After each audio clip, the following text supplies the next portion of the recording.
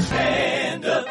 Hello, friends, and welcome to the Friday show. Joining me today is one of my favorite commentators of all time, Sam Seder of the Majority Report, on today's show, and he's real good. I'm so happy to bring this conversation to you here on Friday, the day after Thursday, which means we had a hangout last night, and it was a great one. We really had a passionate conversation about the campaign, and we heard from two people campaigning. Yeah, that's right. Ryan Busey, who is running for governor of Montana, stopped by, and John Avlon, who's running for Congress in Long Island, New York, stopped by. And I want to do that every Thursday. So if you know people running locally at the state or national level, let me know, and I'll invite them to our hangout and on the show. And if you're a paid subscriber, you can relive, watch, or listen to the hangout because I'll link to it in today's show notes in your email if you're a subscriber. If you're not, go to patreon.com/PeteDominic right now and join our community because you need it. You need community. Literally, it's a super healthy thing to do, and you'd be making a good choice for yourself by joining ours. So just $5 or more, and you get all the benefits that everybody else does of the stand-up community, and you'll probably make friends. I can almost guarantee you that. So many of us have made so many great friends through the stand-up community. We had a great time at last night's hangout. So if you want to watch it or relive it and you are a subscriber, you can. No news segment on Friday, as is often the case. Summer Fridays, Ryan, Summer Fridays. Those of you who really love the news segment and want it on Friday, I try to get it up. I can't always get it up. And yes, I'm talking about the news segment, you dirty, filthy people. But I do have a great conversation with Eric Siegel that I'm going to share with you later. I'm reconnecting with Christian Finnegan because it's been way too long since we talked. And then next week, clearly, I've got to get a lot more women and women of color on the show. So if you have good ideas for who should join me next week that isn't a dude, especially white dudes, which I had a lot of white dudes. Chrissy Greer called me out online, one of my best friends. And so, yes, I will come correct next week as much as I can. Let me know who you want to hear from, and I'll do my best to get those ladies on the show. But right now, it's time to get to my guest for today, Sam Seder, who I have made no secret that I am a huge fan of and have been for a long time. I've known Sam for much of my career. Again, first as a fan and as a listener, like many of you, finding him on Air America on terrestrial radio way back when. And then, of course, as the Majority Report. Sam's also a comedy writer and has always been part of the comedy community. Of course, he used to co-host a show with Marc Maron. He voices a recurring character on the animated series Bob's Burgers, for those of you who watch that. But Sam is simply one of the best, and you should go listen to him and his crew, smart group of people that he works with as well. MajorityReportRadio.com. MajorityReportRadio.com. Get it anywhere you get your podcasts, and go subscribe to it on YouTube as well, where he is huge, at The Majority Report. That's it. Let's do it right now with Sam Seder, which is Samuel Menachem Seder, joining me now. Samuel Harris Seder, everybody. Welcome. Welcome back. Which do you prefer? Pete, whatever you want to call me, I feel comfortable with that. Very, very happy to see you and loving your show, especially since October 7th. It's been so hard to talk about the Middle East and obviously everything else, but you guys do such great work. And so I want to get into all of it. Everybody should be listening. But first of all, first and foremost, we just saw this breaking news here on Thursday morning that looks like top Biden aides, according to one source, Axios, you can tell me what you think, are saying, yeah, it's not if, but when, and maybe this weekend that Biden will decide not to run. He's got COVID, Sam. Yeah. I mean, I get suspicious a little bit about leaks like that. I mean, my first inclination is to think that's somebody who wants to encourage Biden to get out, and that's why they leak it. I mean, that's the way that they do these things, right? I mean, because somebody who really thinks that Biden is going out is going to make that decision and is close to Biden is not going to leak it. Right. There's no point in doing it. That is an encouragement. But things have moved very quickly in the past couple of days. And really, I think what we're seeing is this is a process that was going to happen 5 days ago.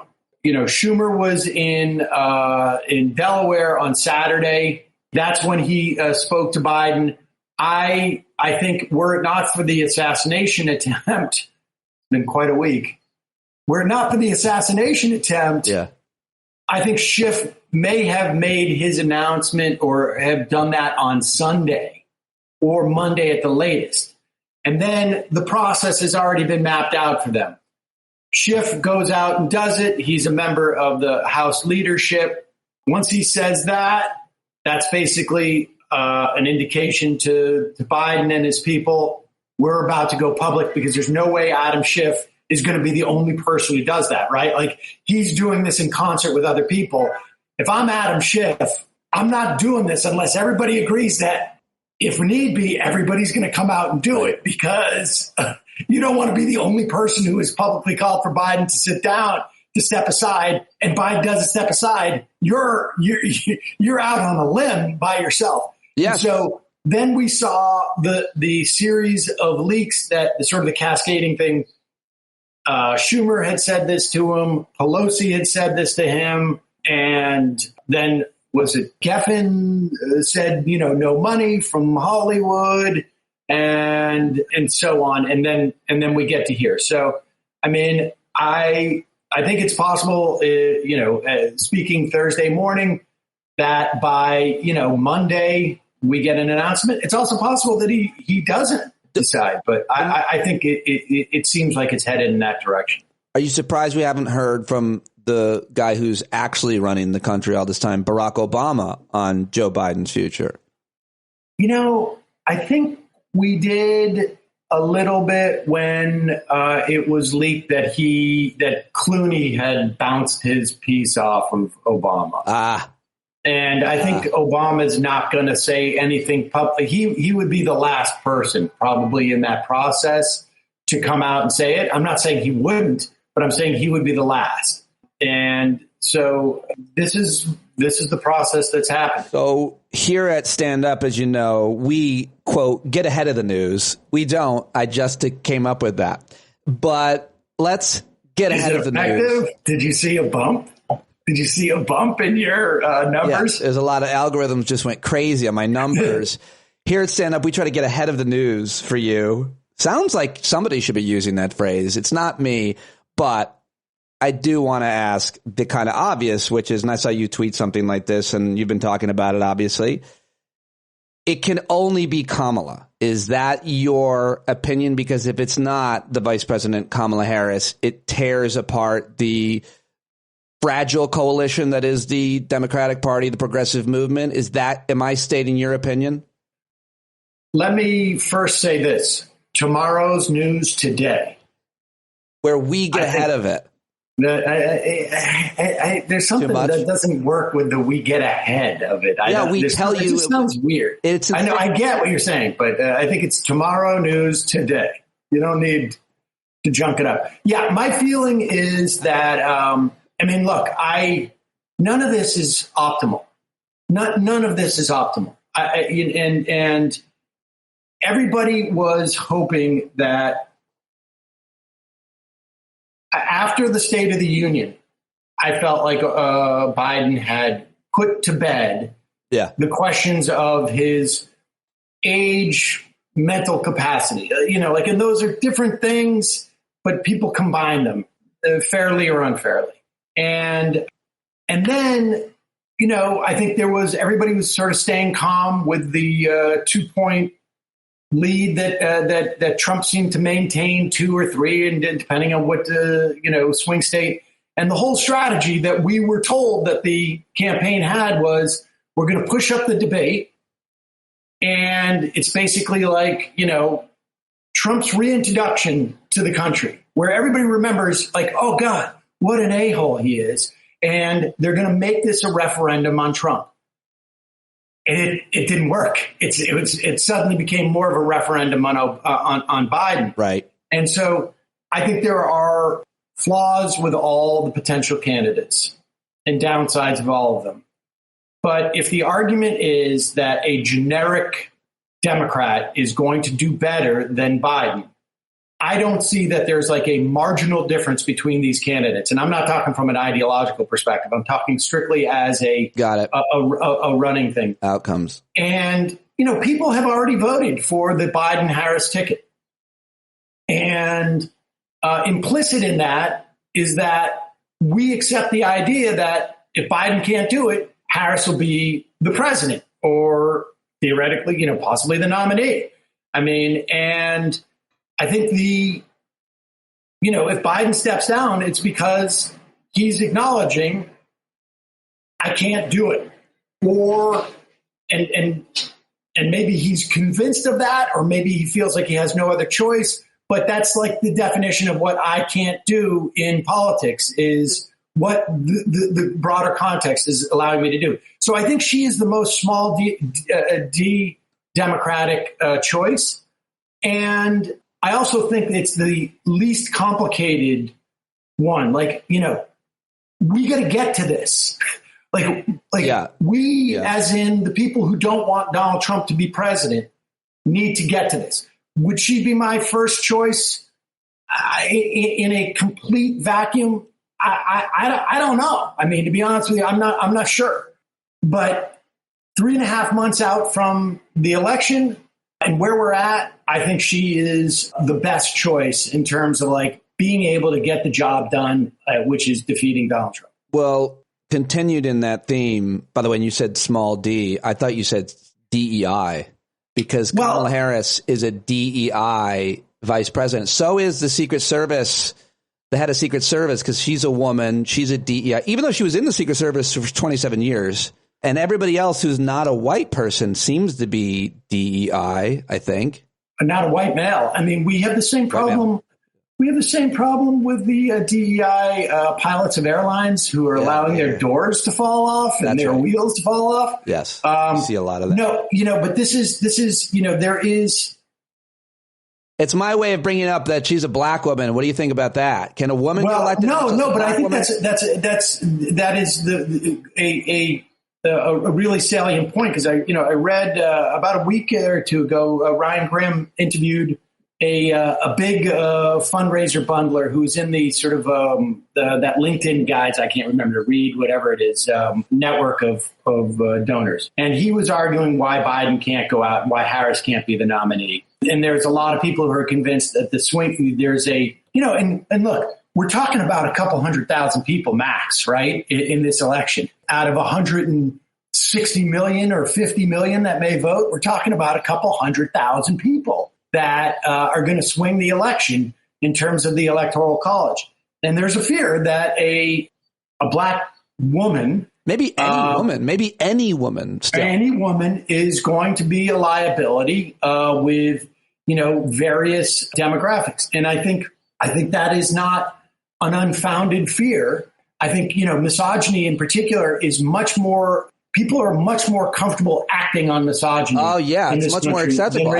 Yeah, but I think the flip side of that is the Republicans are going to have 3.5 months to run against Harris. And they don't have the ability to develop a narrative in 3.5 months that can subtly point to what they want to say, that she's a woman in a DEI, she's a DEI. They're just going to come out and say she's a DEI. Right. And I think that's going to promote a backlash.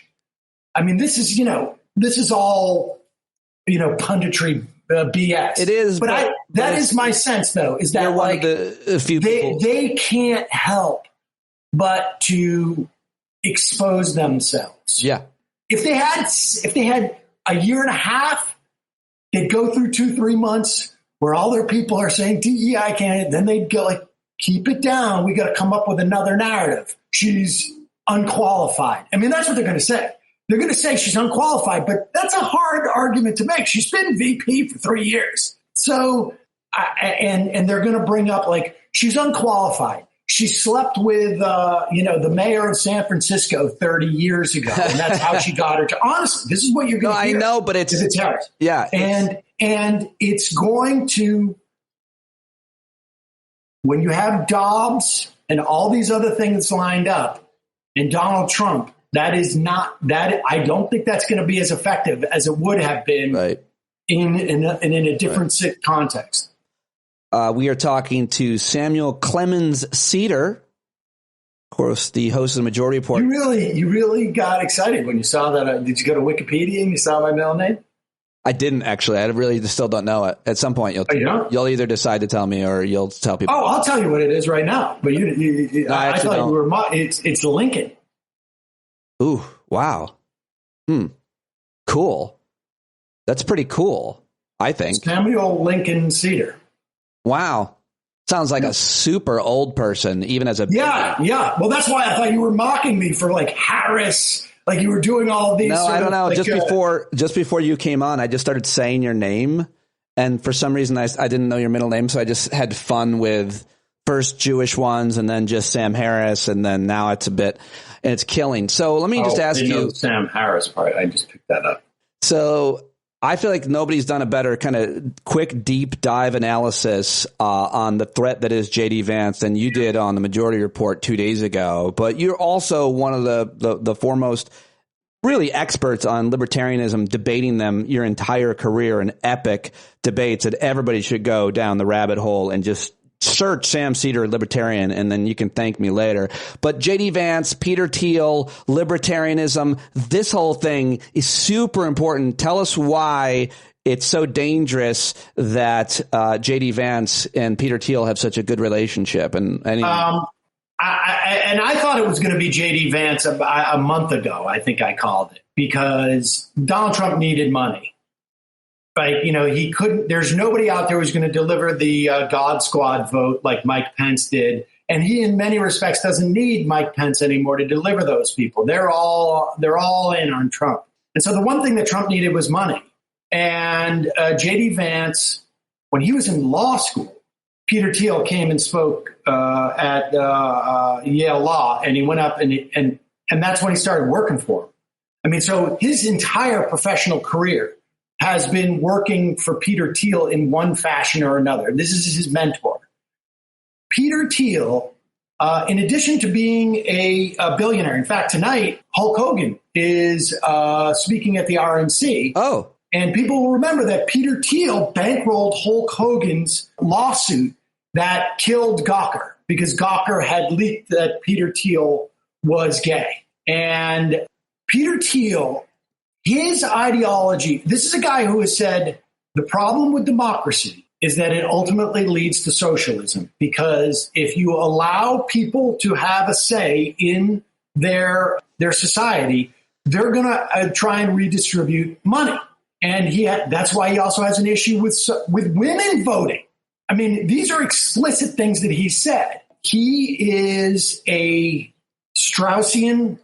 People can look that up. It's like a lot of the Cheney people sort of believe this. It's really sort of like it is like the pure neoliberalism that came out of Mont Pelerin, which is not just that markets can do things better than government, but that we use government to essentially decide the winners in an industry, but they've got to be the most powerful monopolized industry. It is really just like a half a click away from autocracy.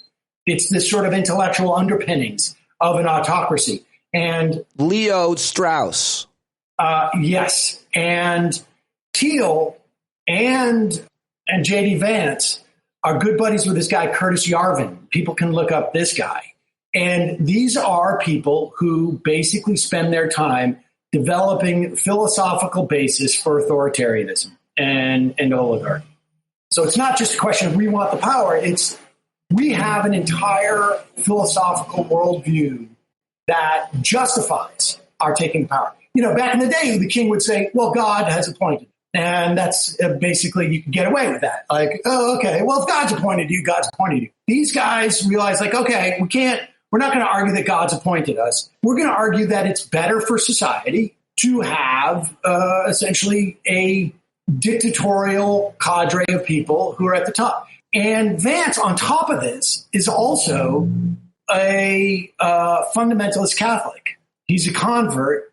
These converts hit hard. Guys like Larry Kudlow, I think Novak. Remember Novak?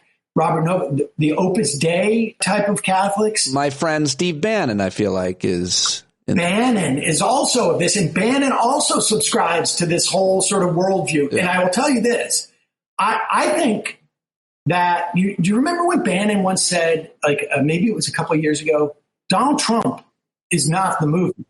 Donald Trump is the first wave of the movement. And I really do think that J.D. Vance makes Donald Trump, because of Peter Thiel, makes Donald Trump the appetizer. Right. Like, I think the more than any other person that Trump could have picked, and I don't think that's why Trump picked him. Trump picked him because the day he picked J.D. Vance, I'm quite convinced Elon Musk was hedging his money, $45 million a month. Peter Thiel put $15 million into J.D. Vance's senatorial election that we know of. I think, and Andreessen and Horowitz, I think Donald Trump, in picking J.D. Vance, raised $500 million minimum overnight when he picked him. What is, just real quick, I saw the Elon Musk thing. What does all that money do? I feel like it means a little bit less. Crypto. Oh, what does it do for Trump? For the campaign to help him win in November. What do they do with that money? Do they... ground game? It matters that much to the ground game? I mean, haven't they figured that out in those states, the remaining states at this point? Is it like more money makes that much of a difference at this point? Oh, he's been siphoning all the money into his legal bills. Right. But now all of a sudden he's got an extra $500 million minimum to play with. And I think that's a minimum. If Elon Musk says out loud, I'm going to give $45 million. Yeah. And Peter Thiel is never going to say out loud what he's going to give. We'll find out later, but we won't know the full amount. I mean, you know, there's so many dark money groups, I mean, that are going to be operating here. And on top of which, look at crypto. Look at, I haven't checked it, but I am sure that the moment he said J.D. Vance, crypto went through the roof. And this is a big crypto play. I mean, this is like all the crypto people are going to be donating money. Yeah. It's going to, I mean, does it make a huge, is it going to be determinate? I hope not. But Trump need money? Yeah. This movement is now funded as a Bitcoin play. Not just Bitcoin, but crypto. All crypto. Without a doubt. Anybody invested in or believing in and making money off of crypto, they're all in for the MAGA because of. Can you pop up Bitcoin graph? This is how grandparents do it. About what happened over the last couple days? You mean since the J.D. Vance? Yeah. What day did he announce J.D. Vance? 2 days ago. It's way up. It's up. I mean, it's up. Got it. Well, that makes a lot of things clear. Before I let you go, Sam, last question is, I don't know what you were doing on Saturday night when you found out about the assassination attempt. I imagine you were going to Tenacious D me? That's crazy. I just saw that. That's a weird moment, a terrible moment for them. The guy yelled out, whatever. So I don't think that's such a bad joke. But I understand why Jack Black had to do that. He has been, I think, was working with the Biden campaign. He'd done something, and he, you know, when you're in Jack Black's position, you don't want something that you did to enable fascism to take over the country. You're going to run from that immediately. I don't think it's a bad thing to say or joke. I think, especially when you weren't in the public or you didn't think it were, I think it was on video, everybody caught it. But the bottom line is, like, the best tweet that night was, don't say or tweet something that will get you fired. Like wait, just wait for a little while. And that was in the moment. They're in a concert. My question was, do you have any questions about the assassination? My only question attempt is where's the medical report for Donald Trump? Yeah. I mean, look, I don't think it's I don't think it changes the nature of the attempt if he got pegged with a piece of glass from like a teleprompter or a bullet, but clearly they're hiding something by not releasing it. If this guy got hit by a bullet, does anybody think that he's not going to frame the medical report? I mean, come on. I think the answers that were delivered when they opened up his phone were, consistent with what the most obvious answer was, that this was a troubled guy who wanted to suicide by cop, and was thinking, I want to make a name for myself, and this is the way I can do it. And he was pretty close. And but he definitely it worked. More people know his name than before he did it. Oh, without a doubt. And had Donald Trump not turned his head a moment, the guy would have people would have known his name, for decades. Yeah. And so, but the other question is like, my God, like there was massive failure in security there. I mean, massive failure, really massive failure. And the only other thing that's sort of interesting to me about it is how it completely evaporated from the news when the Republicans realized we can't blame this on, there was two of it. One, Republicans realized they can't blame it on the crazy left. Yeah. And so it has no political value for them. And two, one of the problems with having Joe Biden as the candidate is that there was no ability to immediately go, because the first thing Joe Biden should have done after calling Donald Trump is to get out in front of the public and say, this has gone on too far enough. We need to have a ban on assault rifles. When Ronald Reagan was shot 40 years ago, we got the Brady bill. Yeah. We must do this today. And that is why I'm calling on Chuck Schumer tomorrow to introduce legislation to ban AR-15 style rifles and make the Republicans say no, despite the fact that there was an assassination attempt and one person died. Like, that was a huge policy and political missed opportunity. Lastly, and most importantly, do you have any thoughts on the dramatic change in Matt Gaetz' face? Did you see he spoke at the RNC last night? I saw the pictures, and I was half in the bag by the time the pictures came out last night. We were doing live coverage, and we're doing live coverage again tonight, but this is probably airing tomorrow. But I saw the pictures, and I'm like, that's not someone's messing with the photos, and I guess they weren't. I don't know what happened. Maybe Kevin McCarthy, his brother, does Botox in Milwaukee. I don't know what happens. I don't know what does that to you. It's a real botched job. There's a lot of freaky looking people there. No offense. It's also why you're a freak flag. I never looked at Matt Gaetz and said his eyes are too wrinkly. Yeah. What? Yeah. I don't understand what was going on there. You know what? I actually think we just solved it. I think he's been made fun of, his forehead. People always make fun of his forehead and his face. He finally succumbed to that criticism, I think, and got something really dramatic done. I don't know. I've never seen it. It's pretty bizarre. But they're all. The psychological profile of a lot of those Republicans, I think, is it would be super, super dark to dig into. The most positive spin is that the Democrats win the House, Senate, and the White House, and all of this nightmare and hand-wringing was for naught. You mean with Biden? Or without whoever? Just fast forward. I think the hand-wringing is important. If that is the result, the hand-wringing certainly helps it. And I would add also the initiatives that AOC and Bernie et al. Got Biden to introduce this week. One of the other reasons why I want Harris is because she'll have more of an obligation to fulfill those proposals than a different candidate would, because she's going to finish the job for Joe Biden. So I want medical debt gone. I want a cap on rent of 5%. I want those reforms to the Supreme Court introduced, all of it. Samuel Goldwyn-Meyer. I'm trying to think of famous Samuels. I'm out of them. It's been a pleasure and an honor to have you as always. I'm a huge fan of your show and all the links to support Sam's work, who's been doing it better than anybody for longer than anybody. And if you don't believe me, look at our beards. Exactly. Sam Seder, thank you. Pete, I love you. Thank you.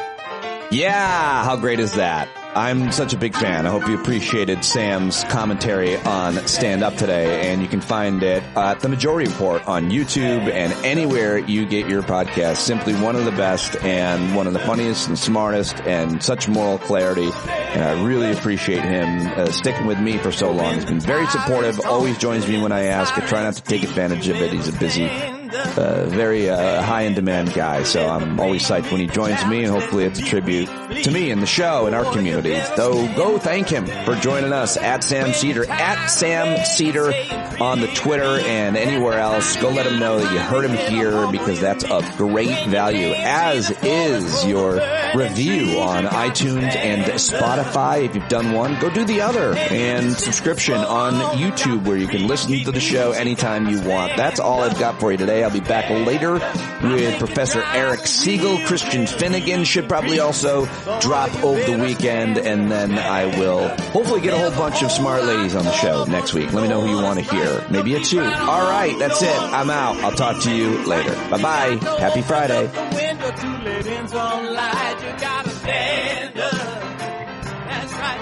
You got to rise up. You got to stand up. You got to stare the devil straight in the eye. We got to let him know it's his turn to go. See it clear and all you hear is a lie. So get up off of your butt, get down off of your fence. Even if it ain't a very friendly audience, well, they'll begin to listen when you start making sense. And you stand up, stand up. No need to point your rifle to defend your town. Just stand up, stand up. You know they can't deny you what you're laying down. Oh, you better stand up, stand up. Show your face of every color, yellow, black, red, and brown. She's the place where every lost child will finally be found. There's only one thing to do before we stand our ground, and that's stand up, stand up. Well, the founding fathers saw a land for all. They had to stand up, they had to stand up. They had a keen imagination for a crystal ball, drawing all the plans of a stand up. But all they had to go on was the time they were in, with other causes for laws, and since they weren't even sin, they knew that change was gonna come before the change could begin. They had to stand up. All right, they had to stand up. We got to stand up. We got to look the devil square in the eye. We gotta let him know it's his time to go, and make it clear when all we hear is a lie. Why you lying awake wondering where the money all went? It'll be the cost of freedom that'll go unspent. You can see him flee the scene of that experiment if you stand up. All right, we got to speak up, we got to reach up, and raise your voice in every way you know how. Don't be told up, you got to show up. Ain't no better time to do it but now. No need to pledge allegiance to no wanton tribe. Rise up, show obedience to the voice inside, and listen well and it'll tell you not to run and hide. It says stand up.